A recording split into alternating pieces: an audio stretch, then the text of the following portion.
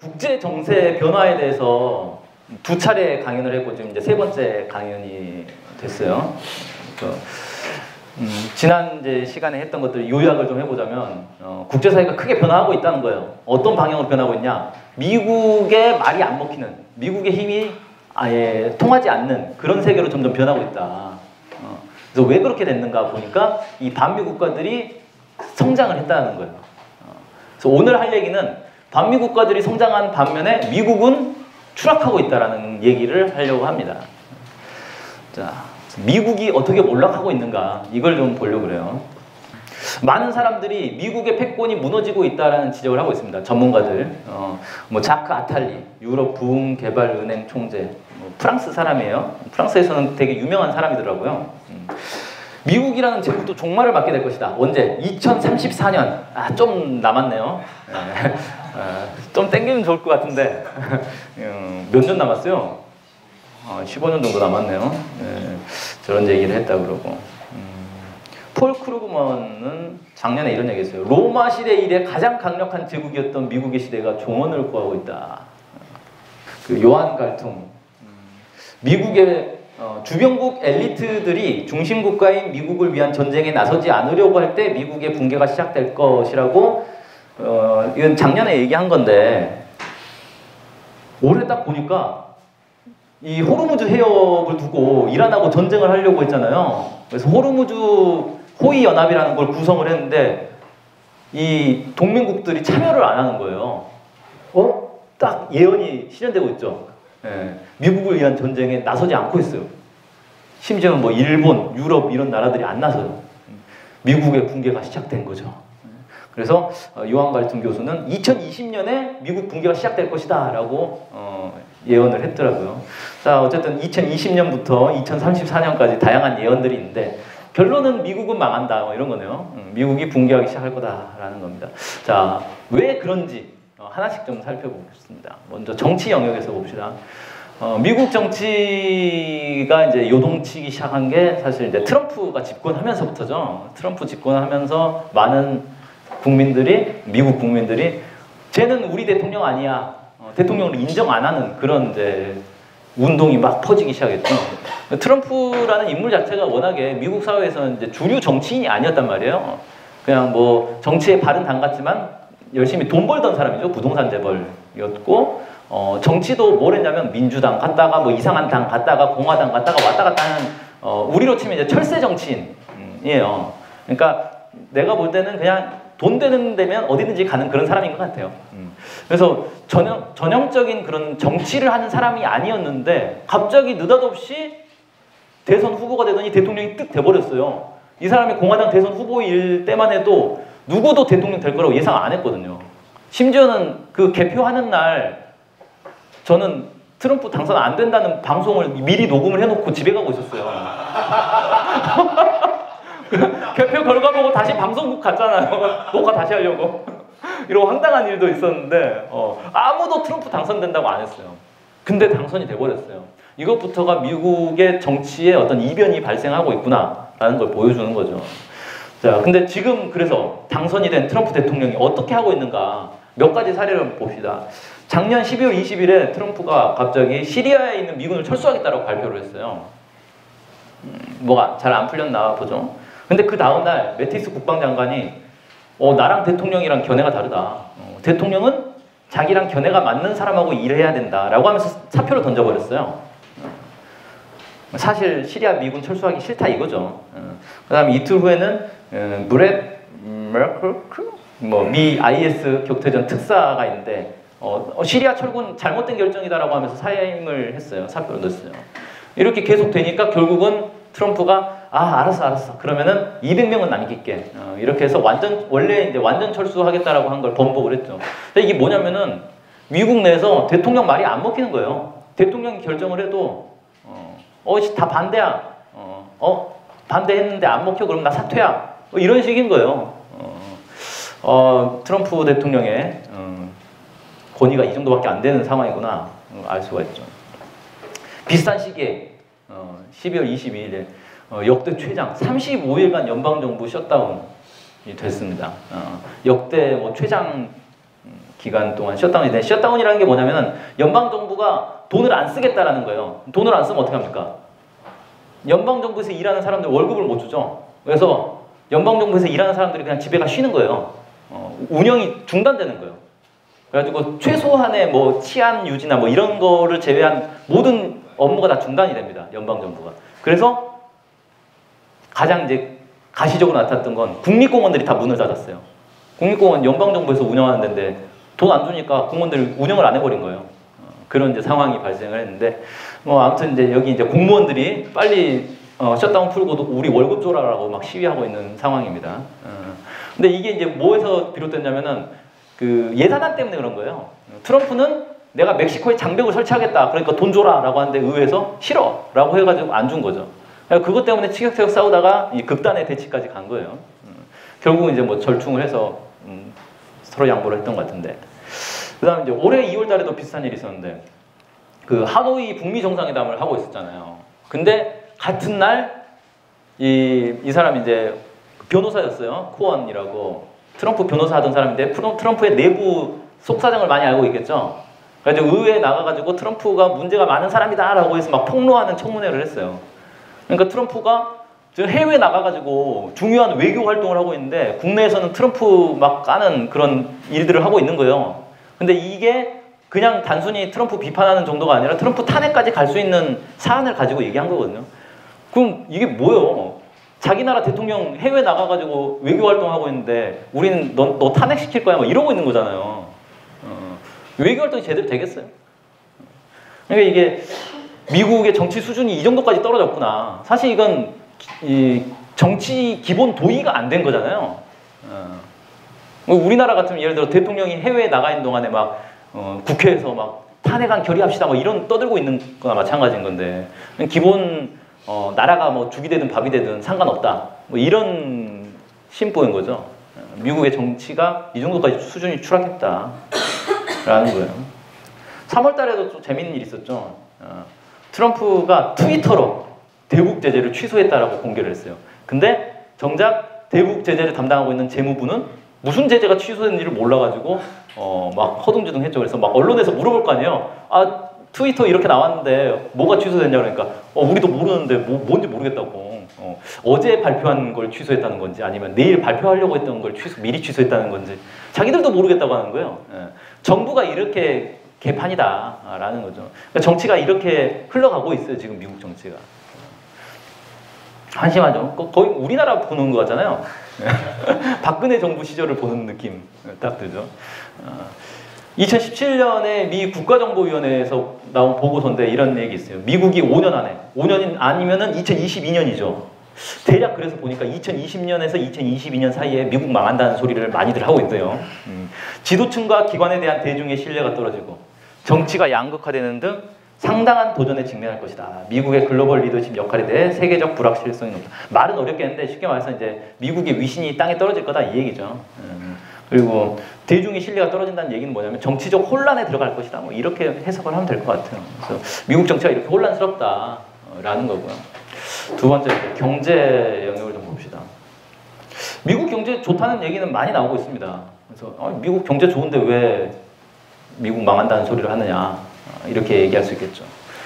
뭐 가장 대표적인 게 이런 거예요. 미국 실업률이 매우 낮다. 계속 낮아지고 있다. 그래서 경제 위기 완전히 다 극복했다. 이 얘기를 오바마 때부터 계속 하고 있어요. 2016년 오바마 임기 말에 발표한 수치입니다. 금융공황 이후에 최저치를 지금 찍었다. 4.9%. 아 얼마나 좋냐. 라고 하는데 이걸 가지고 트럼프가 그때는 공화당 후보 시절이었죠. 대통령 후보 시절. 아 현대 정치 최대 사기다 이건. 말도 안 되는 소리다. 라고 한 거예요. 근데 트럼프가 그냥 뭐 선거 운동 차원에서 오바마 깔려고 한 소리가 아니라 실제로는 민주당 쪽에서도 그런 얘기가 나옵니다. 민주당 경제고문인 레오 힌더린 이런 얘기를 했어요. 실질 실업률은 12.1%다. 그 아까 나왔던 그 뭐 4.9% 완전 다 뻥이라는 거죠. 왜 이렇게 됐느냐? 실업률을 잡을 때는 취업하려고 하는데 취업이 안 되는 사람들을 잡는 거예요. 근데 취업을 하려고 하는 사람이 아닌 취업을 포기한 사람들은 안 들어가는 거예요. 취업을 막 하려고 하는데 잘 안 되잖아요. 아 그래서 나 때려칠래. 그래갖고 잠깐 쉬어. 그럼 이 사람은 실업률 계산할 때 포함이 안 돼요. 국민이 아닌 거예요. 그런 식으로 해가지고 수치를 되게 낮췄다는 거죠. 실제로는 취직을 못 해가지고 빈둥거리는 사람이 이렇게 많다라는 얘기를 하고 있어요. 이런 식으로 미국 경제 수치들이 다 부풀려집니다. 그래서 경제학 하는 사람들은 알겠지만 경제학 지표가 수백 가지, 수천 가지가 돼요. 그 중에 좋은 거 몇 개 골라가지고 야 우리 경제 좋다 그러면 경제 좋은 거고, 나쁜 거 몇 개 골라가지고 야 우리 경제 엉망이다 그러면 엉망인 거예요. 통계라는 게 다 장난이에요. 그런 식으로 운영되고 있다. 자, 그러면 미국 경제가 실제 어떤지 한번 그 근본을 좀 따져보면 이런 거예요. 좀 이제 금융공황 이후에 미국이 해법으로 내놓은 게 양적 완화죠. 양적 완화라는 게 쉽게 말해서 정부가 돈을 막 뿌리는 거죠. 정부 부채는 막 늘어나겠지만 어쨌든 경제를 살려야 되니까 돈을 막 뿌려가지고 자 여러분 여기 돈 있으니까 돈 좀 쓰세요, 투자 좀 하세요 막 이러는 거예요. 자, 근데 이렇게 돈을 뿌리면 그 돈을 가지고 사람들이 뭘 하느냐? 야, 경제를 살리기 위해서 열심히 노력하느냐? 그게 아니고 돈 가진 걸 가지고 도박을 한단 말이에요. 도박이 뭐냐? 바로 이제 파생 상품이라는 겁니다. 이 파생 상품이 뭐냐면은 우리가 흔히 이제 주식 투자 많이 하잖아요. 주식 투자라는 게 어떤 주식 회사 기업에 내가 투자를 하는 거예요. 이건 실물 경제 투자를 하는 거죠. 근데 파생 상품은 그게 아니고 보이지 않는 허공에 예를 들면 이런 게 있어요. 종합 주가지수 선물이라는 게 있어요. 종합 주가지수가 올라가면 돈을 벌어요. 내려가면 돈을 잃어요. 반대로 할 수도 있어요. 딱 얘기 들어보니까 이거 도박인데? 라는 생각이 들죠. 도박이에요, 도박. 파생 상품이라는 게. 이런 식으로 뭐 예를 들어 내가 주식을 살 수 있는 권리를 사는 뭐 이런 상품들이에요. 뭐 장난이죠. 말장난이죠. 그래서 이런 거를 그래서 미국의 월가나 뭐 유럽에 있는 많은 수학자, 물리학자들이 다 이런 거 하고 있어요. 어떻게 해서 이상한 파생 상품 만드나 이거 계산하느라고 다 그런 거 하고 있어요. 그렇게 해가지고 전 세계 파생 상품에 투자된 돈이 얼마인가를 봤더니 550조 달러래요.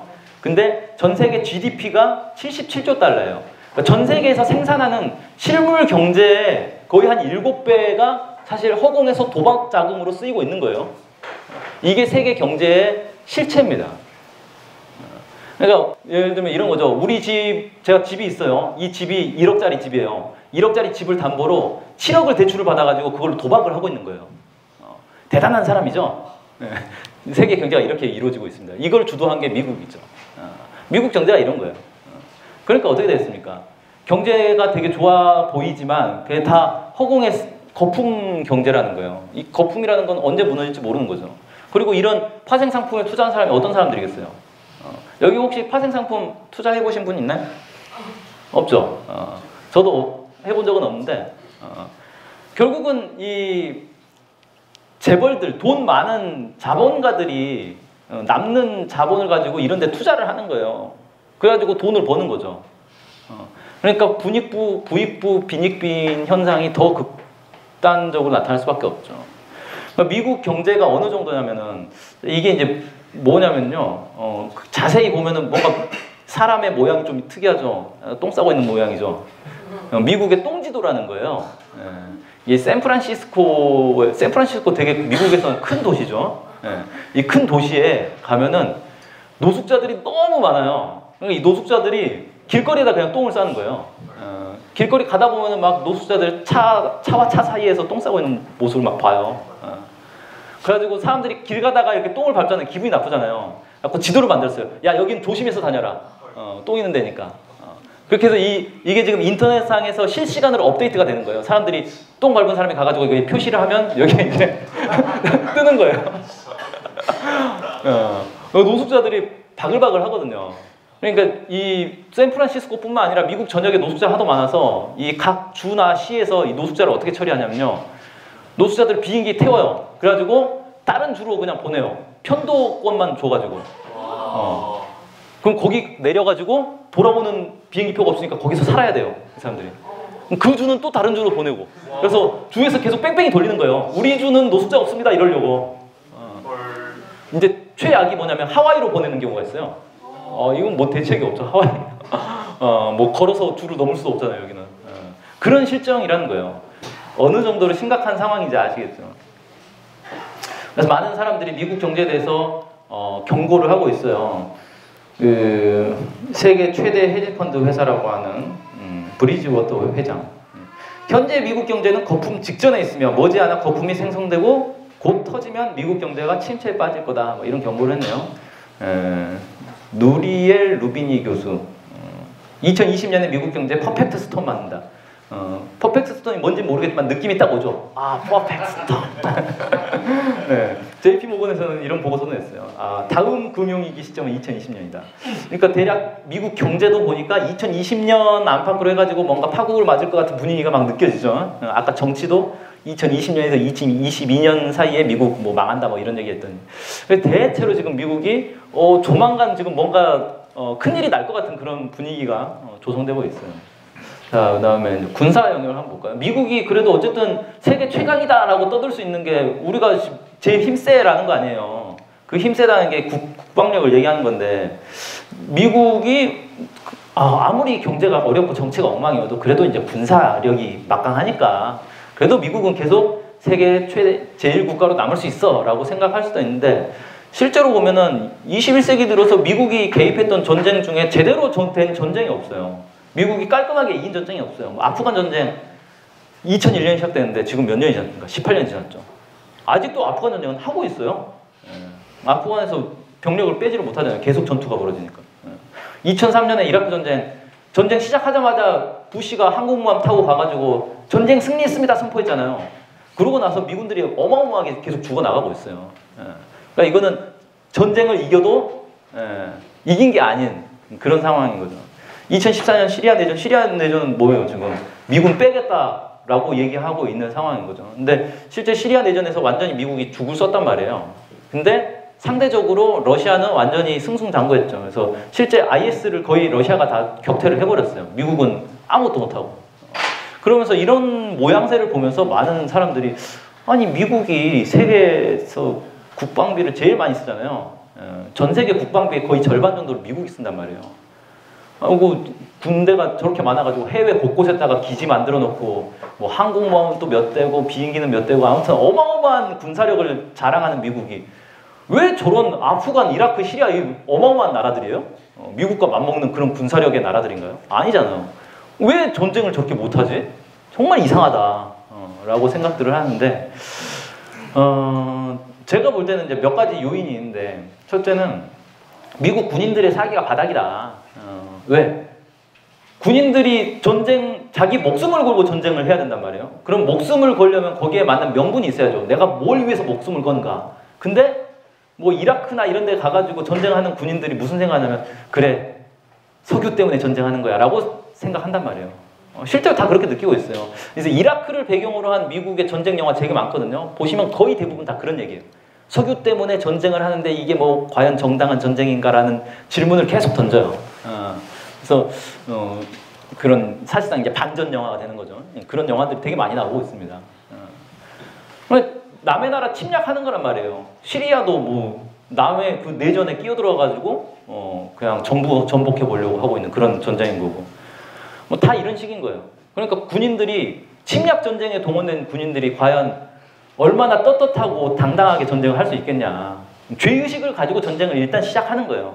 그럼 전쟁 가면은 뭐 그 참혹한 그런 것들을 보잖아요.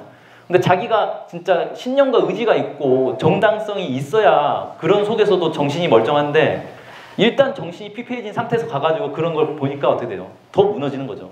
그럼 어떻게 해야 돼요? 마약을 해야죠. 그래서 미국 군인들이 다 마약을 해서 그걸 버틴단 말이에요. 그러니까 완전히 이제 폐인이 돼가지고 돌아오는 거죠. 그래가지고 뭐 전쟁 참가했다가 이제 제대한 군인들 보면 다 그 폐인이 돼가지고 살고 있어요. 그런 이제 실정이다라는 거죠. 그래서 실제 미국 국방비가 어마어마하게 많은데 이 국방비의 상당 부분이 제대 군인들 연금 복지에 들어가고 있어요. 그런 실정이라 그래요. 그 다음에 우리가 이제 미국 무기 하면은 최고다라고 생각하는데 미국에서 그냥 떠드는 거고 실제로 미국 국방비가 비싼 이유 중에 하나가 이런 거예요. 군산복합제라는 게 되게 좋아 보이지만 실제로는 군수 업체들이 이 국방부와 국방위 소속에 있는 의원들한테 엄청난 로비를 해가지고 무기를 팔아먹고 그 무기를 소비하기 위해서 행정부에서는 열심히 전쟁을 하고 그런 시스템이란 말이에요. 그러니까 무기를 엄청나게 로비를 해가지고 한 몸처럼 돼 있어요. 지금 국방부와 군수업체들은. 그러니까 얼마나 그 사이에 뻥튀기가 많겠어요. 100원짜리 무기를 100만 원에 파는 그런 거죠. 우리나라에서 뭐 USB를 100만 원에 산다는데 국방부에서 그거는 일도 아닌 거예요. 미국에서는. 비행기 하나 만들어 놓고 막 100배, 1000배 뻥튀기해서 납품하는 거죠. 그러니까 아무리 국방비에 돈을 많이 써도 사실 제대로 된 무기가 없는 거예요. 그래서 실제 미국 군부에서도 그런 얘기들을 계속 하고 있어요. 지금 러시아나 중국이나 이런 나라들은 계속 신형 무기들 개발하는데 우리는 신형 무기가 없다. 그다음에 이제 실제 이 무기를 개발하는 사람은 어떻게 마련할 거냐. 아까 제가 얘기했잖아요. 수학자, 물리학자들은 다 그 뭡니까 파생 상품 계산하고 있다고. 미국에 제일 공부 잘하는 사람들은 다 월가라에 가 있어요. 그럼 무기 개발은 누가 하느냐? 외주를 줘야죠. 그래서 거기에 다 중국인들, 인도 사람들, 뭐 이런 사람들이 와가지고 무기 개발하고 있어요. 그 사람들이 미국을 위해서 뭐 얼마나 대단한 무기를 만들어 주겠어요. 열심히 연구한 척 하다가 자료 빼돌려갖고 본국에 보내는데 바쁘겠죠. 그래서 실제로 미국에서 1년에 그 중국으로 기술 유출되는 그 유출 건수가 어마어마하대요. 그 사건들이. 그런 식인 거예요, 다. 그러니 아무리 돈을 투자해도 미국의 이 군사력이라는 게 한계가 있을 수밖에 없지 않느냐라고 생각됩니다. 마지막으로는 뭐 정치도 혼란스럽고 경제도 힘들고 군사력도 한계에 다다르고 그러면 작전이라도 잘 짜야 되잖아요. 내가 아무리 힘이 없어도 작전을 잘 짜면 또 이길 수 있단 말이에요. 근데 미국의 대외 전략이라는 게 50년 전, 100년 전의 그 전략을 지금도 그냥 그대로 고수하고 있어요. 군사적으로 위협하고 경제적으로 압박하고 외교적으로 고립시켜가지고 한 나라를 완전히 짓뭉개놓고 약탈해 간다. 이게 기본 대외 전략이란 말이에요. 이게 미국이 힘이 있을 때는 이런 게 되죠. 근데 점점 힘이 떨어지니까 어떻게 됩니까? 이게 안 먹히는 거예요. 이런 전략들이 안 먹히는데 그러면 새로운 전략을 개발해야 되잖아요. 근데 그걸 못하고 있어요. 뭐 나름 노력은 하더라고요. 오바마 정부 때는 무슨 스마트 외교라고 해가지고 뭐 새로운 걸 뭐 해보려고 하는 것 같더니 결국 내나 똑같은 거 하고 있고. 그러니까 사람이 한번 그 편한 데 길들여지면은 그게 쉽게 안 바뀌어요. 우리나라 이제 대표적인 게 자유한국당 보세요. 색깔론 펴면은 무조건 선거에서 이기잖아요. 그러니까 다른 게 없어요. 선거 전략이라는 게 색깔론밖에 없어요. 근데 이제 색깔론이 안 먹히잖아요. 그러니까 망하는 거예요. 미국도 마찬가지다. 강한 국력을 통해서 압박하는 걸로 재미를 많이 봤기 때문에 저게 편하잖아요. 다른 작전을 안 써요. 근데 이제 안 먹히잖아요. 힘이 떨어져서. 그런데도 이거 외에는 할 줄 아는 게 없더라. 그 다음에 이제 저런 이제 공개적인 압박 말고 비공개적으로 CIA가 들어가가지고 뭐 막 이 반정부 시위를 막 일으키고 쿠데타 일으키고 내전을 일으키고 반군한테 지원해가지고 내전 일으키고 이런 이제 음모들도 많이 하죠. 근데 이런 것들도 최근 들어서는 잘 안 먹히는 그런 분위기잖아요. 뭐 시리아 같은 게 대표적이죠. 미국이 원래 이제 시리아 정부를 아사드 정부 엎으려고 이 반군들 지원을 막 해줬는데 결국 다 격퇴당한단 말이에요. 안 먹혀요 이제. 그 다음에 전쟁을 하려면 뭔가 명분이 있어야 되잖아요. 미국이 공격당했다 이런 게 있어야죠. 그래서 베트남 전쟁도 뭐 통킹망 사건 이런 거 일으켜가지고 베트남 쳐들어간 거죠. 근데 이런 조작 사건도 이제는 잘 안 먹히더라. 미국이 말빨이 안 써요. 옛날에는 미국이 우리 맞았어 라고 하면 다들 인정해 줬어요. 근데 지금은 미국이 맞았다고 해도 인정 안 해요. 어디 증거 봐봐. 진단서 떼와봐. 이러고 있어요. 이란에서 딱 걸렸잖아요. 이란에 그 유조선을 공격을 했어요. 그래 놓고 야 이건 이란 정부가 공격한 거야 라고 막 떠들었어요. 근데 정작 공격당한 나라에서 이란 정부가 했다는 증거가 어딨냐고. 증거 내놓으라고 이러고 있어요. 미국이 할 말이 없잖아요. 그런 상황이다. 옛날하고 많이 달라졌다라는 거죠. 그 다음에 예전에 이제 뭐도 했었냐. 그 이라크 같은 경우는 야 너네 대량 살상 무기 있지. 그래가지고 사찰을 해야겠어. 그래서 다 사찰을 해요. 사찰해가지고 대량 살상 무기 없는 거 확인하고 쳐들어가죠. 리비아 같은 경우는 어떻게 해요? 야 내가 경제 지원해 줄 테니까 핵 프로그램 폐기해. 그 폐기하니까 쳐들어가죠. 이런 식으로 무장 해제를 시켜놓고 쳐들어가는 그런 수법들도 많이 썼어요. 근데 요즘은 이런데 이제 당하는 나라가 없죠. 뭐 이란이나 북한 보면 뭐 전혀 안 먹히죠. 내가 경제 지원해 줄 테니까 핵 폐기해라. 전혀 먹히지가 않는단 말이에요. 그래서 미국의 이런 천편일률적인 구시대적 전술이 전략들이 이제는 안 먹히는 시대가 돼버렸다. 이런 것들 보면은 되게 표현은 있어 보이는데 본질은 뭡니까? 이게 다 그냥 범죄 행각들이에요. 공갈 협박, 사기 협작, 폭행 갈취 이런 거잖아요. 예. 그냥 일반인이 저런 짓을 하면 이런 걸로 이제 잡혀 들어가는데 미국이란 나라는 그동안 이런 깡패 짓으로 먹고 살아왔는데 이제 이게 안 먹히는 시대가 된 거죠. 지가 힘이 없으니까. 얼마 전에 이제 올 여름에 그 리용호 북한 외무상이 이런 얘기를 했었죠. 폼페이오 미 국무장관에 대해서 비판을 하면서 이렇게 했어요. 개꼬리 3년도도 황몽 못 된다. 그러니까 너네는 변하지를 못한다. 맨날 그 구시대적인 발상에서 변화하지를 못한다라고 비판을 한 거예요. 그래서 미국의 체력은 떨어지고 작전도 변화가 없고 그럼 결국 어떻게 되는 거예요? 미국은 더 이상 뭘 할 수 있는 게 없어지는 거죠. 그래서 미국의 시대가 이렇게 저물고 있구나. 그리고 뭐 아까 앞에 나왔던 많은 전문가들이 얘기한 내년부터 한 2년에서 5년 사이에 뭔가 이제 대단한 일들이 막 나올 것 같긴 한데 미국의 시대가 생각보다 상당히 빠르게 무너지고 있다는 것들을 우리가 좀 볼 수가 있을 것 같습니다. 이런 속에서 그러니까 미국이 기존의 국제사회를 틀어지고 있던 이 미국이 무너지면서 세계 질서가 그래서 이렇게 뒤바뀌고 있다. 이런 측면에서 오늘은 얘기를 했습니다. 네, 이걸로 마치겠습니다.